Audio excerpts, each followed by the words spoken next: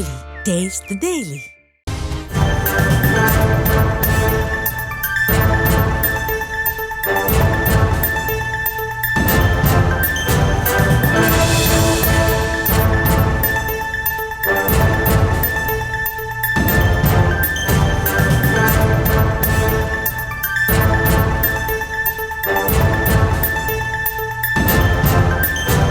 அண்மை செய்தியை பார்த்து வருகிறோம். தமிழக வெற்றிக் கழகம் சார்பில் கொடிக்கம்பம் அமைக்க அனுமதி கோரிய விண்ணப்பம் மீது 6 வாரங்களில் முடிவெடுக்க வேண்டும் என நீதிமன்றம் உத்தரவு பிறப்பித்திருக்கிறது. அது குறித்தான அண்மை செய்தியை பார்த்து கொண்டிருக்கிறோம். இது குறித்த விரிவான விவரங்களுக்காக இணைகிறார் எம்முடைய செய்தியாளர் மதியழகன். மதி, கூடுதல் விவரம் என்ன?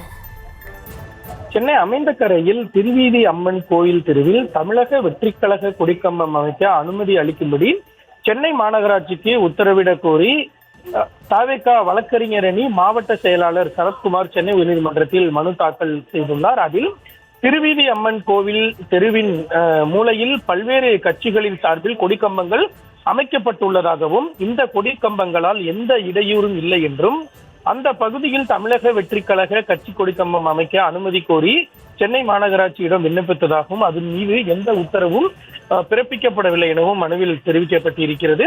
மற்ற கட்சிகளின் கொடிக்கம்பங்கள் அமைக்கப்பட்டுள்ள நிலையில் தாவேகா கொடிக்கம்பம் அமைக்க அதிகாரிகள் ஆட்சேபம் தெரிவித்து வருகின்றனர் என்பதால் கொடிக்கம்பம் அமைக்க அனுமதி அளிக்கும்படி உத்தரவிட வேண்டும் என மனுவில் கோரப்பட்டிருக்கிறது.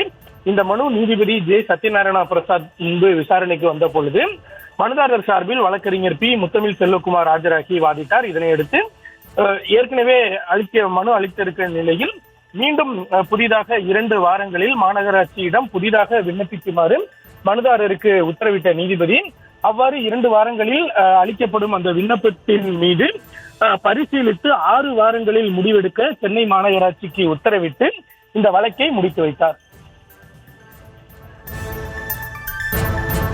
வழக்கு தொடர்பான விவரங்களுக்கு நன்றி மதியழகன்.